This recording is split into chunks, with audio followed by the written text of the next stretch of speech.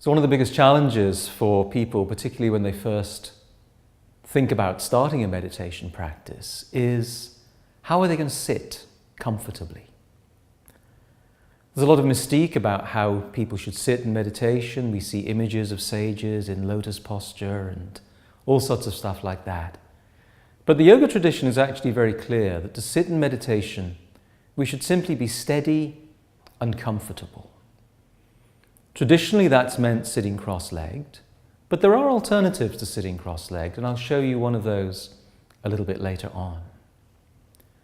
But for now, I simply want to explain how best to set yourself up in a cross-legged position that hopefully will be steady, will be comfortable, and this is the key to it, will mean that your body is not a distraction through the meditation practice.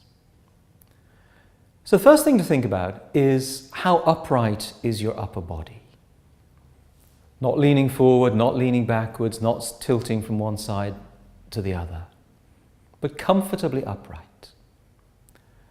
Now, for many of us, when we sit and we try to sit cross-legged on the floor, we find that our knees are way higher than our hips. While we might be able to sustain that position for a few moments, what generally happens when the knees are higher than the hips is that the lower back muscles have to work quite hard if they're to keep us upright. As the lower back muscles get tired, what happens? We start to slump.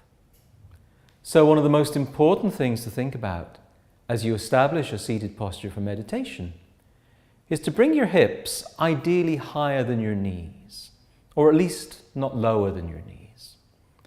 And what that means is elevating your sitting bones.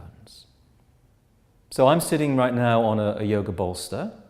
That's one option. You can also use yoga blocks. You can build up some firm cushions. You can find any sort of support for your sitting bones. But notice that I'm not just sitting up.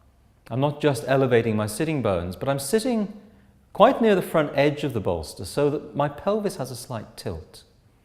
As a result of that, my knees have lowered down. They're below the level of my hips. And I can sit comfortably upright without my lower back muscles getting engaged. Questions also arise, well, what do I do with my head? What do I do with my arms? Allow your head to be as neutrally as possible in the way that it's balanced on top of the neck. It's not about tucking the chin. We're not tilting the head back. We're not turning the head from side to side. Simply letting the head rest neutrally on top of the neck. And similarly with the arms, we're not straining the arms, we're not tensing the arms, we're not tightening the arms. Allow your elbows to bend, allow your arms to be comfortably alongside your body. And whether you have the palms of the hands up or down on the legs, whether you choose a position such as thumb to index finger, for now, that's really entirely up to you. These mudras, these gestures have their significance in practice, but for the purposes particularly of beginning a meditation practice, I would recommend you simply let your hands rest anywhere that's comfortable on your thighs. You're not pressing with the hands, you're simply resting them onto the thighs.